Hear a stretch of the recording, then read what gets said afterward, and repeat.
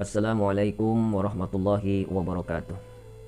Alhamdulillahillazi anzala sakinata fi qulubil mu'minin liyazdadu imanan ma'a imanihim. Allahumma shalli wa sallim ala sayyidina Muhammad wa ala alihi wa sahbihi ajma'in, amma ba'du. Kita terkadang lebih mengenal sesuatu selain Allah. Kita tidak lebih baik mengenal Allah dibandingkan mengenal makanan yang kita makan. Kita tidak lebih baik mengenal Allah daripada mengenal minuman yang kita minum. Kita tidak lebih baik mengenal Allah daripada mengenal anak, istri, orang tua kita, sahabat-sahabat kita dari yang kita miliki.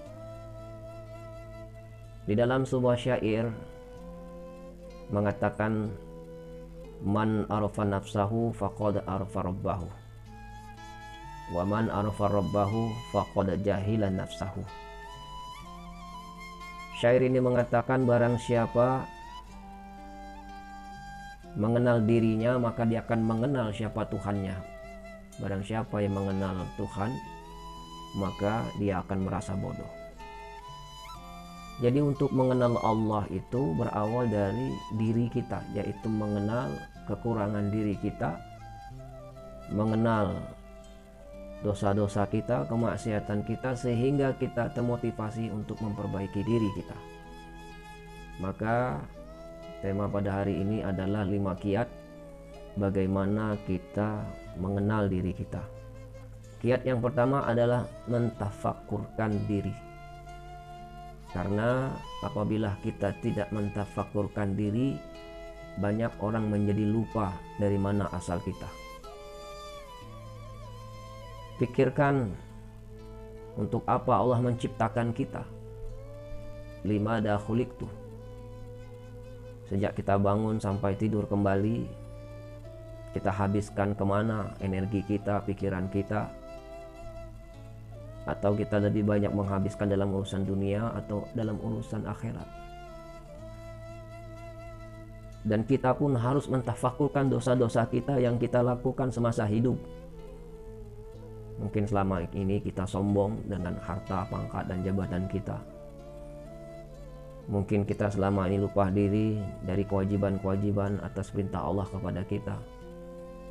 Karena indahnya dunia, pesona dunia ini membuat kita menjadi lupa diri. Atau mungkin kita melalaikan kewajiban kita untuk membantu orang-orang yang dalam keadaan kekurangan. Kita bisa melihat bagaimana diri kita ini, apakah kita ini pantas masuk ke dalam surga Allah, atau mungkin kita juga pantas masuk ke dalam neraka.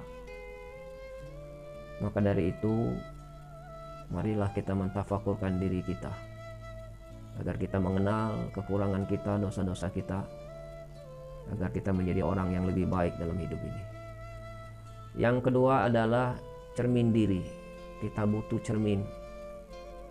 Siapakah cermin diri itu? Mereka adalah orang-orang yang terdekat, anak, istri, orang tua kita, sahabat-sahabat kita. Dan mereka itulah orang yang mengetahui persis siapa diri kita yang sebenarnya. Terutama anak, istri kita, orang tua kita. Sejak kita bangun sampai tidur kembali, mereka menyaksikan semua apa yang kita perbuat, apa yang kita ucapkan, apa yang kita rencanakan, disaksikan semua oleh mereka. Dan apabila mereka mengoreksi kita atas kekurangan kita, atas kefakiran kita, kecerobohan kita, kehilapan kita, jadikan mereka itu cermin diri. Karena boleh jadi mereka mengingatkan kita, mereka mengoreksi kita, itu jalan perbaikan dari Allah Subhanahu wa Ta'ala melalui mulut-mulut mereka. Maka oleh sebab itu, jadikanlah mereka itu sebagai cermin diri agar hidup kita lebih baik. Yang ketiga adalah mencari ahlinya, yaitu guru. Hidup ini butuh guru yang akan membimbing kita. Seperti orang sakit datang kepada seorang dokter. Meskipun pasien itu tidak mengatakan bahwa dirinya sakit, tapi dokter itu tahu bahwa dia itu punya penyakit. Samalah seperti kita apabila kita berhadapan dengan guru kita, maka mereka tahu apa-apa penyakit apa yang ada di dalam hati kita ini. Maka kita butuh orang yang ahli agar hidup kita ini dibimbing olehnya dan dibimbing oleh Allah.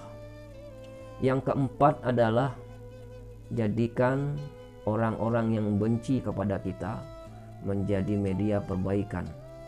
Jangan sia-siakan ketidaksukaan orang kepada kita, karena mereka yang akan berjuang mencari kekurangan kita, mencari kesalahan kita, dan selalu memikirkan kita.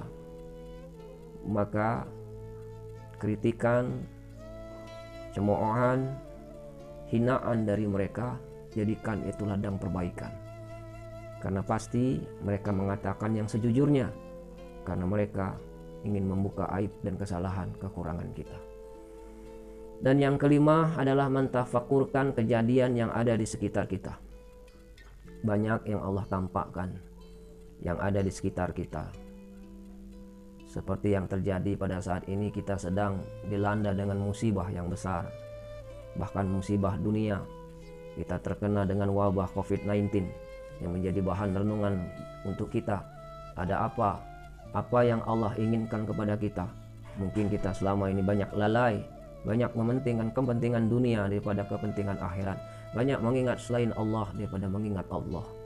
Maka oleh sebab itu kita dipaksa untuk mengingat Allah dari setiap saat, untuk selalu memperbaiki diri kita agar kita dicintai oleh Allah dan disayang oleh Allah.